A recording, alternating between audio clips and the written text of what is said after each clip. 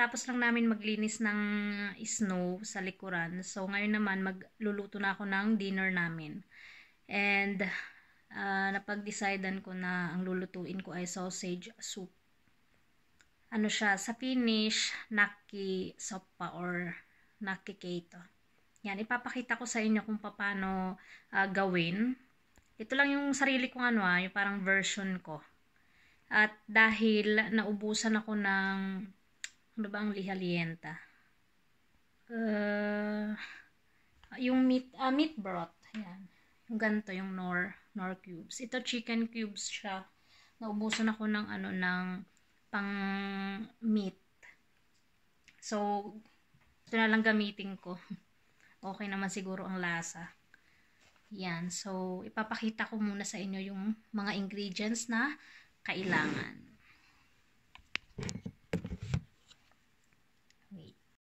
So, yung mga ingredients na kailangan ay potato. Yan. Ito may potato pa ako na nasa namin freezer, kaya gagamitin ko na din. And of course, sausage. Yan, from Lidl. Yan, lahat 'to gagamitin ko. And then this chicken broth or basta nor cubes. Tapos yan. Pwede sa store kasi pwedeng makabili ng mga frozen vegetables. And because wala kami ngayong what is pork na? Carrots. Wala kaming pork pa na. So luckily meron pa akong ganito sa freezer. Yan, ito yung gagamitin. Ano na siya, bali pang talaga siya, pang soup. Meron ng potato, meron ng carrots, tapos ano ba to? Sipuli. Onions, yan. Basta na siya, kompleto na. So, meron pa din ako ito. Yan, gagamitin ko siya parehas. Tapos, hihiwa pa ako ng onion. Siyempre, kailangan natin ng onion. Yan. Tapos, lang siya, water. And then, pagsamasamahin. Hindi, papakita ko sa inyo mamaya.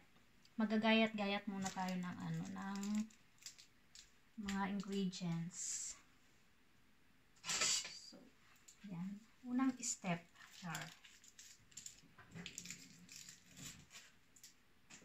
Kailangan natin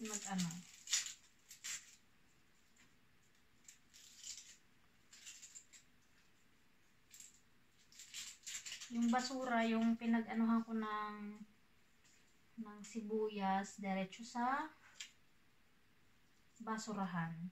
Ayan. Kasi dito sa Finland, siguro nasanay na lang ako guys.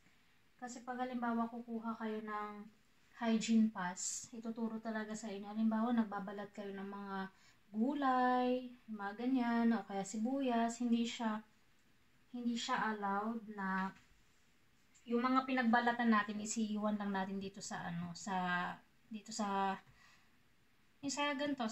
open air area. So, yung iba, nagpo-provide sila ng mga lalagyanan kung saan ilalagay yung mga pinagbalatan ng gulay or katulad nito, sa sibuyas. So, dahil ayoko ng maraming hugasan, diretso na lang sa basurahan.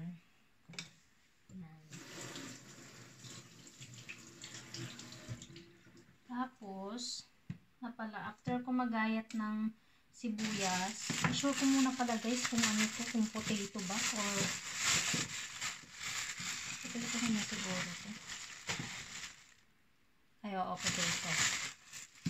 Ayan. So, after ko maggayat, kailangan ko ng lalagyanan. So, maghanap tayo ng lalagyanan.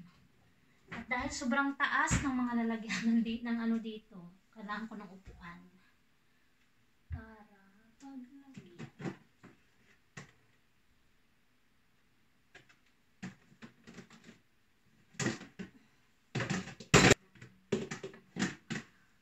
Yan. So, ito. lalagyanan.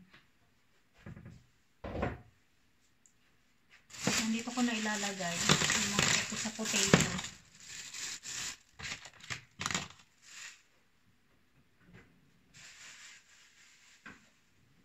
Tapos, maghihiwa tayo ng sibuyas.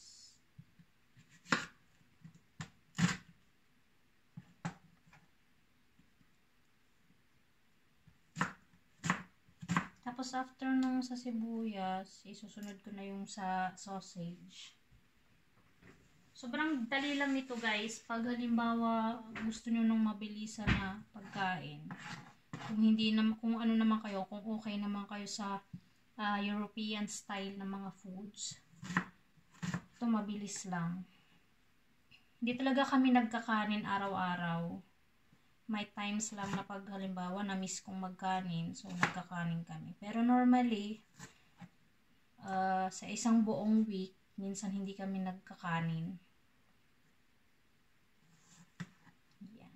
Ay, except na lang pala sa trabaho kasi yung sa trabaho ko kasi libre ang pagkain. So, minsan may rice na pagkain doon. Yan. Pero dito sa bahay talaga, minsan sa isang linggo, wala talaga. Minsan ano lang kami. Talagang purong finished foods lang. Yan. Nasanay na lang siguro. Kaya salad. Pag tinamad na magluto. Lagi kaming may salad guys. It's very important.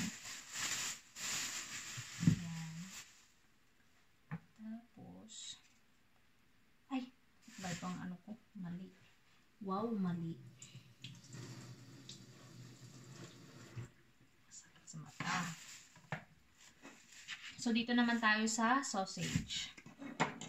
Pakita ko kung tamang ano lang, yung mga hiwa-hiwa lang na ano. Walang ano siya, wala siyang proper na ano. Tamang ano lang. Yan, tamang ganito lang guys. Mga ganyan na hiwa. Yan. So, lalahatin ko na siya kasi pag may matira, pangbukas pa namin na pagkain. Kasi dito, nagluluto talaga ako minsan ng pang ano na. Halimbawa, pang 2 days, 3 days, na ganyan na pagkain.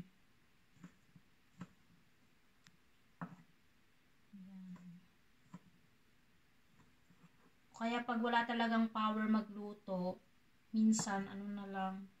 Kasi si Samo naman mahilig naman siya kumain ng ano ng tinapay, nilalagyan ng cheese, ganyan.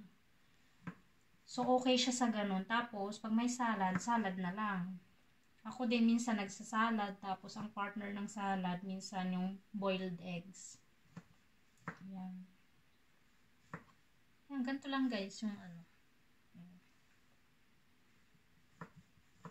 So, lalahatin ko siya kasi ano, para may foods pa kami kinabukasan. Kasi, ay, may meeting ako bukas. So, late na ako makakauwi ng bahay.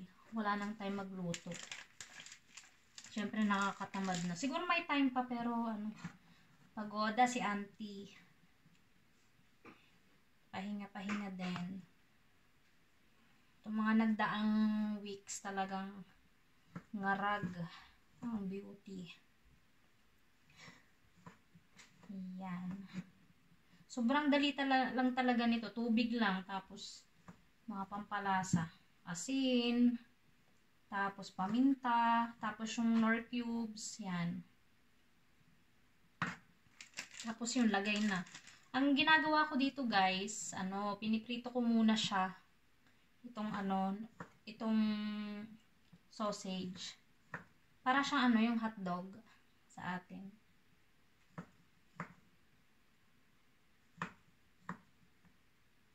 Yan, piniprito ko muna siya. Tapos, pag okay na siya, pwedeng gamitin na mantika or ano, or tawag dito, or butter. Yan, pwedeng gamitin. Pang prito. Tapos, pag na-ano na siya, pag na-prito na, sinusunod ko na yung sibuyas. Sibuyas. Tapos, Tapos, ano na, tubig. Ay. Tapos, pag kumulo na siya, pwede mo nang ilagay yung potato. Ito kasi guys, mabilis siyang maluto. Ito. Pero yung mga potato kasi na nandito sa ano, kailangan ano siya, medyo, kasi di ba matigas yung potato, so, unahin. Tapos, parang last na yung mga gantong naka-freezer. Ayan. So, mag-aano muna ako, magtatadtad. So, tapos na ako mag-prepare ng mga ingredients. So, ngayon, lulutuin ko na yung sausage. So, naka-ready na din yung tubig dito. Tapos, gagamit ako ng margarine. Yan. Pinapainit ko lang yung ano. It's ready to ready to cook.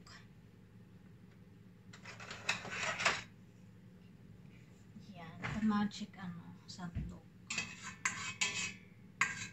Pinapatuyo ko lang kasi basa.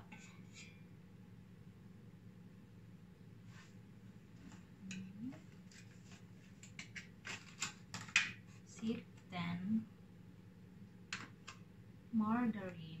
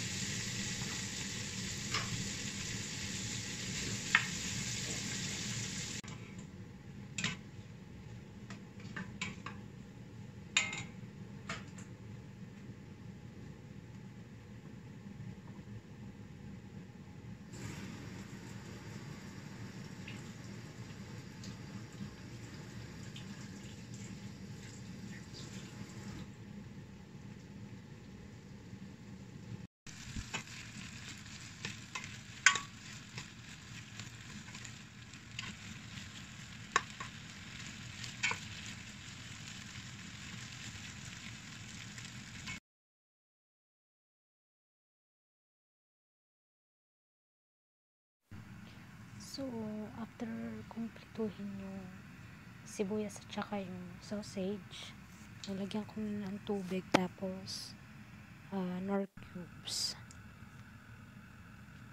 Yan, tapos halo-haluin.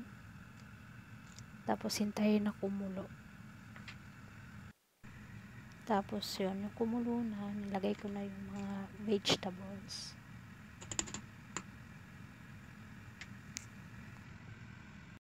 Yan, patapos na siya guys. Hindi ko na na-video yung iba nung paglagay ko ng mga gulay, mga ganun. Kasi wala akong tripod na mga haba. So yan, patapos na siya. Tapos baka maya-maya kakain na din kami.